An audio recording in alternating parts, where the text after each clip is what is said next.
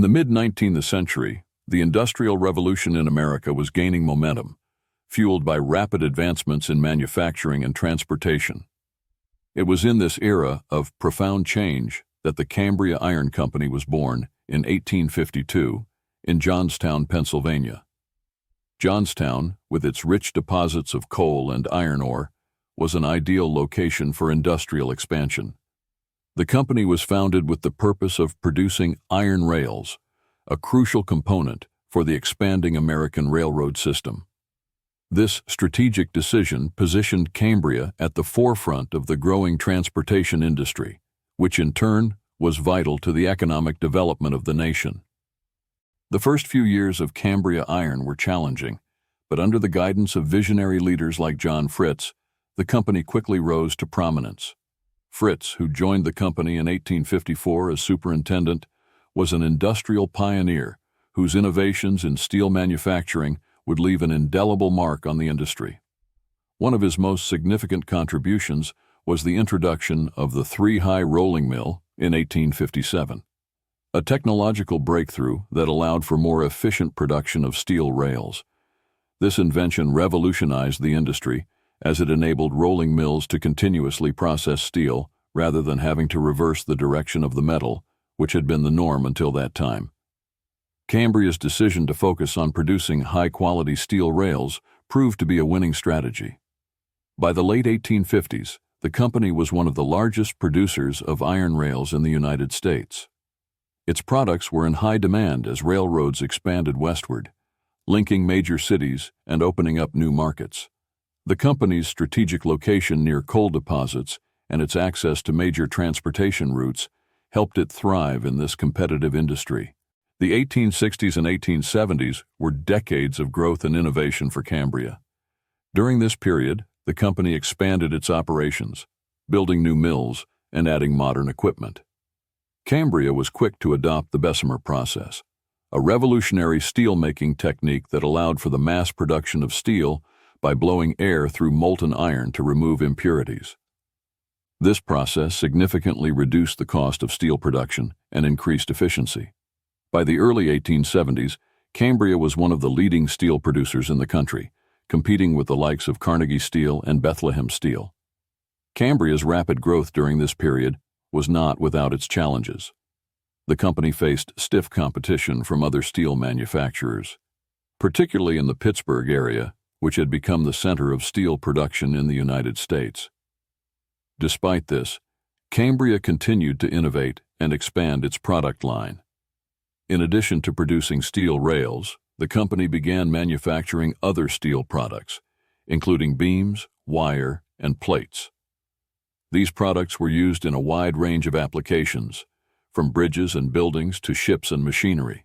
One of the most important milestones in Cambria's history came in 1873, when it surpassed all other American steel producers to become the largest steel manufacturer in the country. This achievement was a testament to the company's commitment to innovation, efficiency, and quality.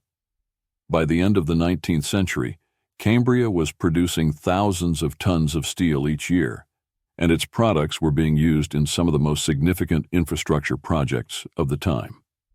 As the 19th century drew to a close, Cambria Iron faced increasing pressure from competitors and the changing demands of the steel industry.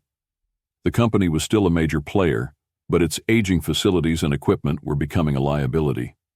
In response to these challenges, the company underwent a major reorganization in 1898, resulting in the formation of the Cambria Steel Company. This reorganization allowed Cambria to modernize its operations and position itself for continued growth in the 20th century. The reorganization brought new investment into the company and enabled it to build new, state-of-the-art facilities. The most notable of these was the construction of a new steel mill in Franklin Borough, which was completed in 1900. This modern mill included several blast furnaces, an open-hearth steelmaking facility, and a rail mill capable of producing thousands of tons of steel rails each year. With these new facilities, Cambria was able to maintain its position as one of the leading steel producers in the country. The turn of the century also saw Cambria Steel diversify its product offerings.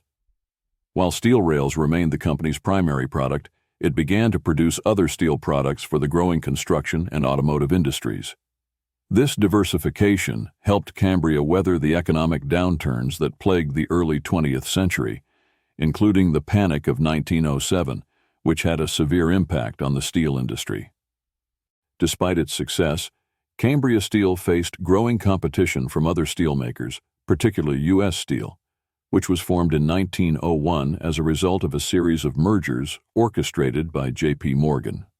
By the early 1910s, Cambria was struggling to keep up with its larger, more modern competitors.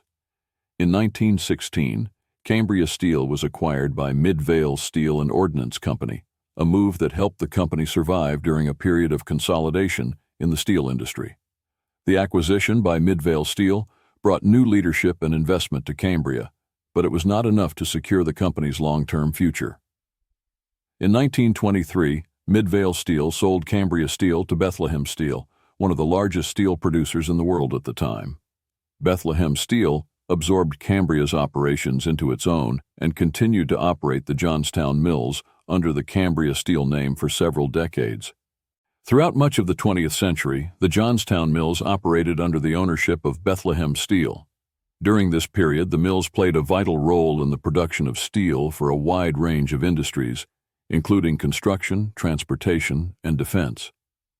The mills were a major employer in Johnstown, and their success was closely tied to the economic well-being of the city.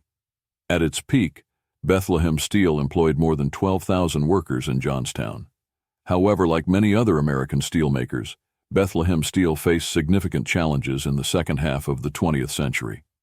The rise of foreign competition, coupled with declining demand for steel and aging facilities, led to a gradual decline in production. In the 1970s, Bethlehem Steel began to scale back its operations in Johnstown, and by the 1980s, the company was struggling to remain profitable. The final blow came in 1992, when Bethlehem Steel announced the closure of its Johnstown operations. This marked the end of an era for both Bethlehem Steel and the city of Johnstown. The closure of the mills had a devastating impact on the local economy, leading to widespread job losses and economic hardship. Despite the closure, the legacy of Cambria Steel lives on in the city.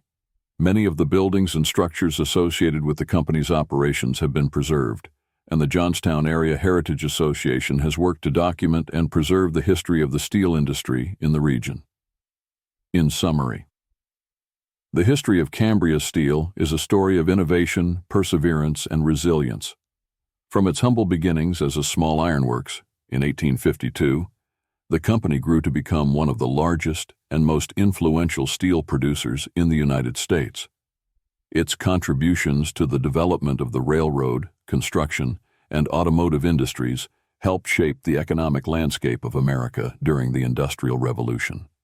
Cambria Steel's legacy can still be seen in the infrastructure it helped build, from the bridges and railways that crisscross the country to the buildings and factories that fueled America's economic growth. While the company no longer exists, its impact on the steel industry and the city of Johnstown endures. Today, the history of Cambria Steel is preserved through the efforts of local historians, museums, and preservation groups. The Cambria Iron National Historic Landmark District in Johnstown stands as a testament to the company's contributions to the steel industry and the city it helped build. Through these efforts, the story of Cambria Steel and its role in shaping America's industrial past will continue to be told for generations to come. Thank you for listening. For enthusiasts of historical ephemera, visit history-collectors.com to find collectibles that might complement your collection. You can own a piece of history. Before you go, a simple way to support the efforts of this channel is to like, subscribe, comment, and share.